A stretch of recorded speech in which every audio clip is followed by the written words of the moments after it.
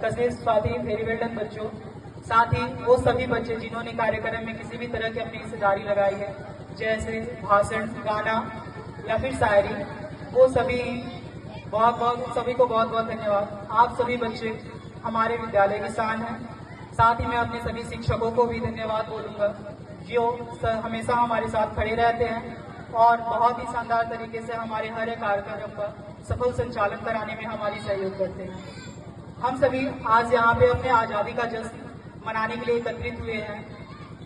आज़ादी के बारे में हमने बहुत सारे बच्चों से, शिक्षकों से स्पीच सुना है, तो ज़्यादा कुछ ना बोलते हुए मैं बस इतना बोलना चाहूँगा कि स्वतंत्रता का स्वतंत्र अर्थात खुद का शासन है, लेकिन खुद की आज़ादी में भी हमें इतना अधिक नहीं खो जाना चाहिए कि हमारी आज़ादी दूसरों के लिए बाधा बने।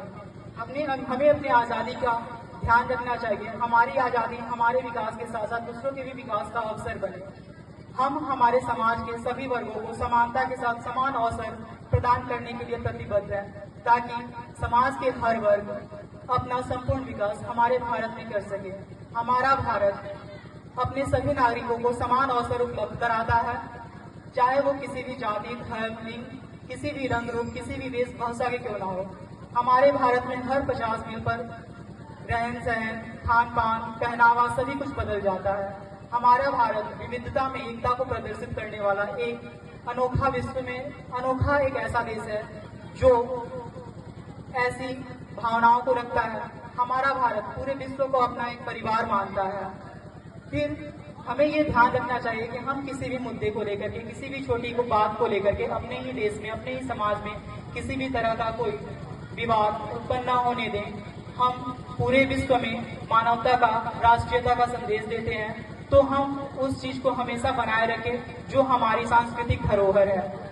अभी कुछ देर पहले हमारे विद्यालय की एक बच्ची स्वाति ने एक भाषण दिया, जिसमें उसने लड़कियों के बारे में बताया। ये बहुत ही सही बात है कि हमारी लड़कियां भी आज चांद तक, इवन स्पेस में हमारे लड़कियां भी आज पहुंच चुकी हैं। वो केवल घर के कार्यों को ही नहीं, बल्कि पूरे विश्व को मार्गदर्शन देने में आज सक्षम है।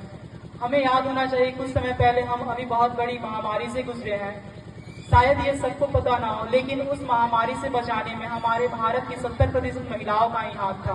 30% ही पुरुष उसमें सहयोगी थे।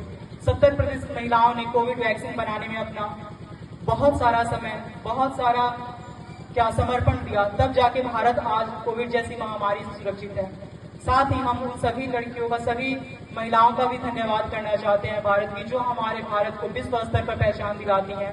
अभी भारत ने फिलहाल ही ओलंपिक गेम्स में मेडल्स जीते हैं, उसमें भी हमारी लड़कियों ने बहुत शानदार प्रदर्शन किया है। इसके लिए भी हमें पूरी जनता को, पूरे देश को, उन लड़कियों को धन्यवाद देना चाहिए। आज भारत कृषि से लेकर अंतरिक्ष तक पहुंच चुका है। आज हम विकासशील से विकसित देशों की श्रेणी में आकर खड़े हैं। तो ये सब हमारे प्रयासों का ही नतीजा है, जो आज विश्व में हम अपनी एक अलग पहचान बनाने में सक्षम हुए हैं। तो इन सभी चीजों को हमें नहीं भूलना चाहिए।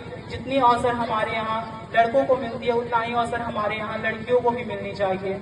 वो वास्तव में घर के आदर्श के साथ साथ पूरे विश्व की प्रेरणा भी बन सकती हैं। और अंत में बस मैं इतना कहना चाहूंगा कि हम उस देश के नागरिक हैं जिसके होठों में गंगा और हाथों में तिरंगा है। हम उस देश के नागरिक हैं जिसके होठों में गंगा और हाथों में तिरंगा है।